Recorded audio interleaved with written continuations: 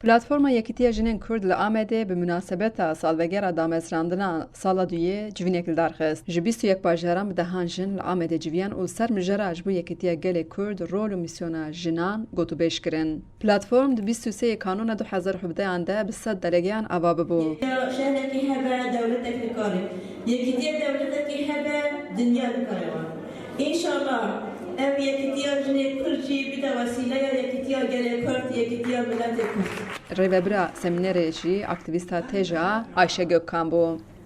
Gotina xwe dil bi dil min bibin. Hevsereka Kongre Civaka Demokratîk Leyla Güven jî balê dide ser pêşengiya jinan ji bo çar perşeyê Kurdistanê. Ji îro pêvajî em hez dikin va em bêjin wek înisiyatîfek wek platformek êdî derkeve dervayê Bakurî Kurdistanê. Tenê bi Bakurî Kurdistanê bi sînor bimîne nabe. Wek heyet em hez dikin pêşniyarê xwe bikin bila herin Başûrî Kurdistanê bijinê Başûrî Kurdistanê niha parlamento Kurdistanê seroka wê jin e. Ji bo me kêfxweşîk mezin e. Dîsa gelek parlamenterî me jin hene li Başûrî Kurdistanê. Li rojava pêşengî jina jiyaneke nû tê hûnandin. Li rojhilat serhildanî gelek hêja tev zilma wira jî dîsa pêşengî jina pêkitê. Ji bo wê dengê jina Kurd li tevahî cîhanê bela bûyê gelo çima jinê Kurd neyên cemevdî û yekîtiya xwe pêkînin. Çend beşdarên civînê jî hizrên xwe wihanî ziman. Ser Kurdan êriş pir zêdanin. Ev Başûr be, Rojhilat be, Rojava be êrişekî tundî heye. Ji bo vê êrişê jî gerek em yek bin. Em hewdanekî Kurd bikin, yekîtiya xwe ava bikin. Jin jî pêşengê vê hewdanê dikin. Tevgerekî bi rastî yê jinan aliyê hebûna xwe yani heye.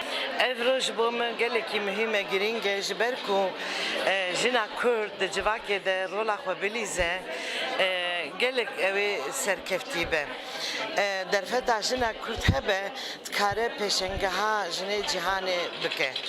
Ji ber wê ez dixwazim ku jina Kurd ev tevgera îro bi şêweyekî Kurdistanî bi ruhekî netewî demokratîk vê xebata xwe bidomîne. Di navbeyna temama rêxistin û sazî û partiyan de jî vê rola xwe bilêzîne wan bîne berhev ji bo ku bi hêzek xurt û demokratîk netewî vî karî bidomîne. Yani az gorey berê mez dikim jin neva hekê xwe hesiyona. Dizanine yani که دنه هنه işte حقی خو مافی خواهی دزانه بوی وداجی از باورم که جن همو به هفت را بون یک لهفت را یعنی خبات خو هفت را بکن işte هفت بگرن yani جنا بتره تو کسی خواهد نه از ود دزانم Ey Kurno! Gel bu ne ben yek?